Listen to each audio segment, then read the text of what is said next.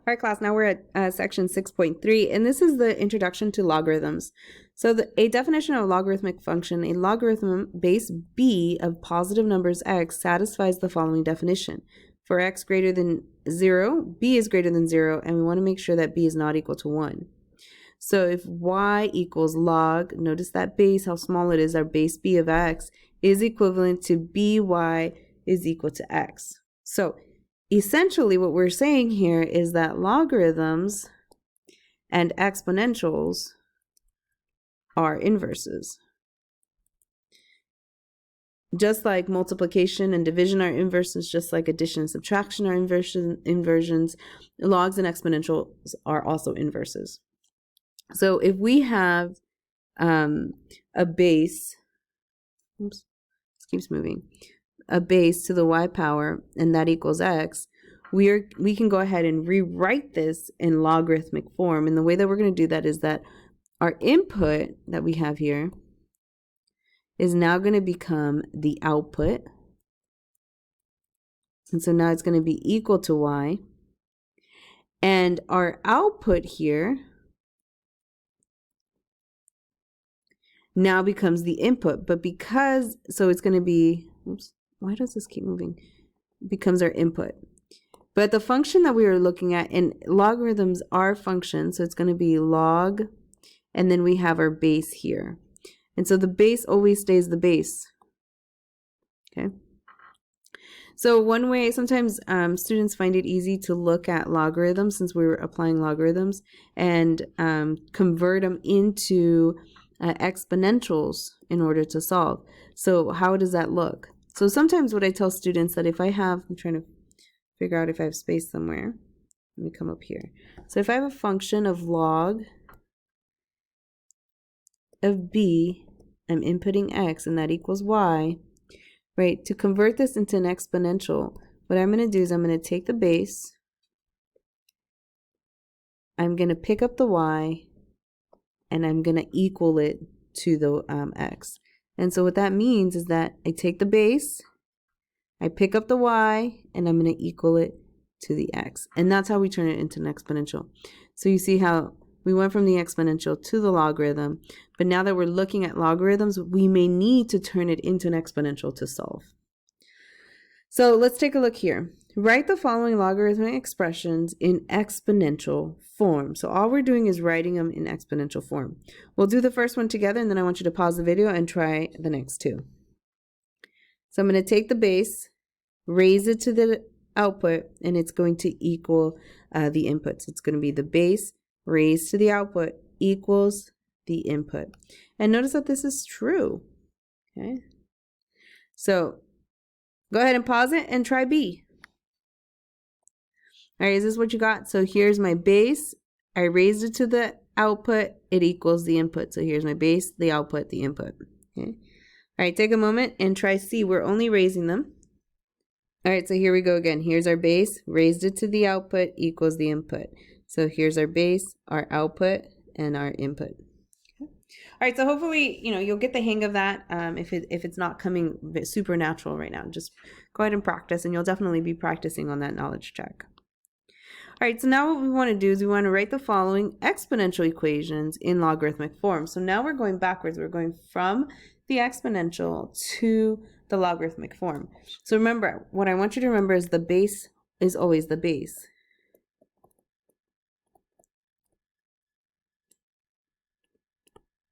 Right, and so sometimes that helps. So to write this as an logarithm, I'm going to take log. My base is 2, so that stays 2. But now I need to swap the input and the output. Okay, so my input in this original one was 3, so now that becomes my output. And my output in my exponential becomes my input. So we have log base 2 of 8 is equal to 3. All right, take a moment and try B. Is this what you got for B? So notice my base stays the same, so 5 is 5. My output becomes my input, so I get log base 5 of 25 equals 2. So my original input becomes my output. All right, hopefully you're getting the hang of this. Go ahead and take a moment and try C. All right, is this what you got? This one may look a little trickier because we're dealing with a negative exponent. But remember, that negative exponent just becomes the output. So that input becomes the output, right? And the original output becomes the input. And remember, that base always stays the same, okay? In fact, sometimes, right, for this one, we may actually write this as log of 1 10,000. 1 over 10,000 equals -4. Meaning that we drop the base, we don't write it. And the reason for this is that we call, when the base is 10, so when base equals 10, this is called the common logarithm. Okay. Oops, my PC's dying. So the base 10, that's the common log, which means we don't have to write that base there. It's just understood when there isn't a base written here. It's understood that it's actually base 10. Okay, and that's because the fact that it's the common logarithm. Okay. Let's look at useful properties for logarithms. So a lot of this kind of stems from exponential properties from many days, years ago. But log of 1, right? Log, it doesn't matter what the base is of 1, is always 0. This is by definition. So here's an example. So log of 5 of 1 is equal to 0. So it doesn't matter what the base is, right? If we take 1 of the logarithm, it's always going to equal 0. Log of the same number as the base. So if I take log of base b to the b, that's always going to equal 1, right? And let's kind of explore this. And that's because if I change this into exponential, I'm going to take the base, raise it to the output, and it's going to equal that input. So this is really saying base to the first power equals base, and that makes sense, right? And same thing here, right here. If I take this base and I raise it to the exponent, right, that's what this is going to equal then. And so this is really saying b to the 0 power equals 1, which also makes sense again from those exponential rules. Okay. Now here's the product rule. So the product rule tells us is that if we multiply our inputs m times n, that is the same thing as taking the logarithm of base b of m and we add it to the logarithm base n. Okay, so in an example, if we had 4 times x here, we can break this apart by saying log of 4 plus log of 8x. Okay.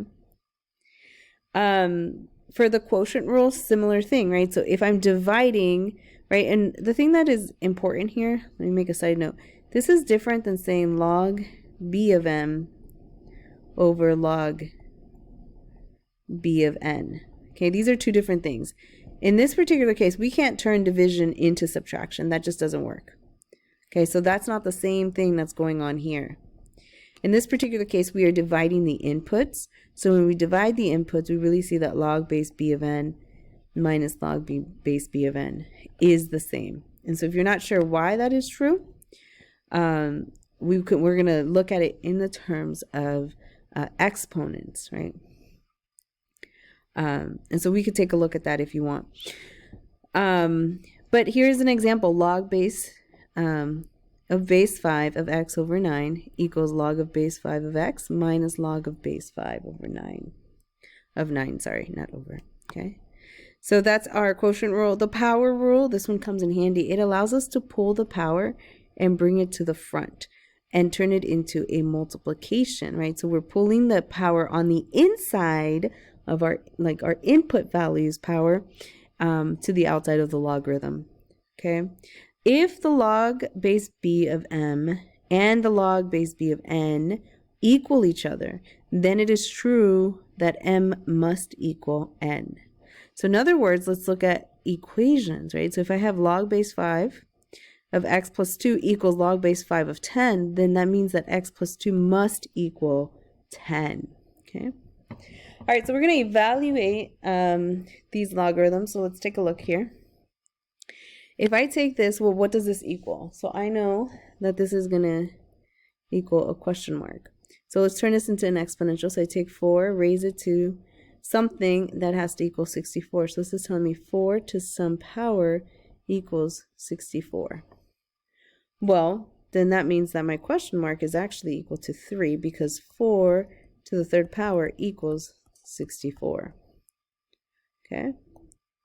Anytime we have a fraction like this is going to tell us that the answer is going to be a negative number, right? Because that's the only way that we can get a fraction is with negative numbers. Go ahead and try B and see if you can figure it out. All right, I went and added a little bit more detail to this one. So really, when we turn this into the exponential form, we're going to see that we have negative 3 to the question mark is equal to 1 over 27, which is what we have here. But remember, 1 over 27, we can write that as 27 to the negative 1, right? And so this is really telling us that 3 to some question mark is equal to 27 to the negative first power. And so here, notice I can turn 27 into 3 to the third power. And so then what ends up happening is then I take these two and I multiply them together. And then based off of that last rule we have, this is telling me that negative 3 must equal this question mark. And so basically 3 to the negative third power is going to give me that 1 over 27. Okay. And lastly, log 7 of 7, what does this equal? Well, in this case, they have the same base. So 7 to something is going to equal 7. So that something must be 1. So we're going to see that log 7 of 7 is 1. And that was one of those properties that we saw earlier. Okay. All right. The definition of the common logarithm. So I kind of mentioned this a little bit, but the common logarithm is the logarithm with base 10. We write log base 10 of x simply as log of x. The common logarithm of a positive number x satisfies the following definition. For x greater than 0, y equals log of x is equivalent to 10 raised to the y equals x. We read this as the logarithm with base 10 of x or log base 10 of x. The logarithm y is an exponent to which 10 must be raised to get x. So this is the common log. This is when we write, for instance, log of x, right? Now we also have something called the natural logarithm. Natural logarithm is going to be written as ln x. And so the natural logarithm is a logarithm with base e, okay? And we write log e of x simply as ln x. So this is to kind of distinguish them. We normally never write log base e. We translate that to just ln. And this is the natural logarithm. And so what it says is that for x greater than 0, y equals ln x is equivalent to e to the y equals x. So we read this as the logarithm with base e of x or the natural logarithm of x. The logarithm y is an exponent to which e must be raised to get x. Since the functions y equals e and y equals ln x are inverses, this tells us that ln of e to the x is equal to x for all x and e equal to x for x greater than 0. So again, it just goes back here to talking about those properties that we saw earlier. So in this case, we're looking at ln of e to the x is always going to equal x because they are inverses of each other. All right, let's take a look at some examples here. So here we have a common log. So this is going to be, base 10. So this is going to tell me 10 to some power is going to equal 1,000. And so that question mark there is going to be 3. Let's go over here to the scientific calculator and talk about plugging this into the calculator. So here we are going to click on function, and logs is a function. So we'll put in log, and then remember we are dealing with that common log in that first one, and so we are taking the log of 1,000. So go back to the main and click in 1,000. Oops. 3. So we close that off and notice that we do in fact get 3. Okay, so this is telling me that log of 1,000 equals 3. Try the next one. All right, feel free to plug that into your calculator.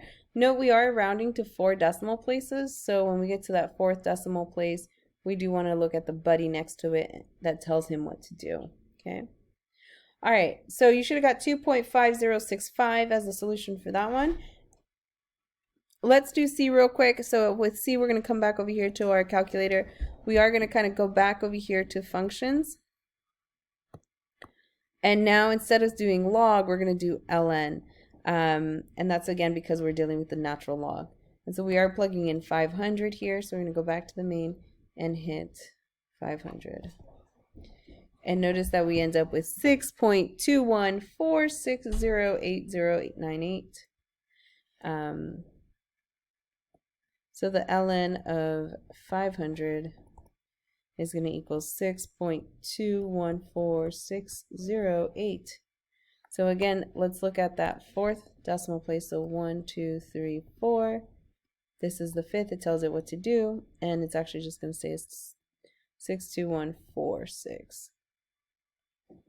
All right. And that's it for section 6.3.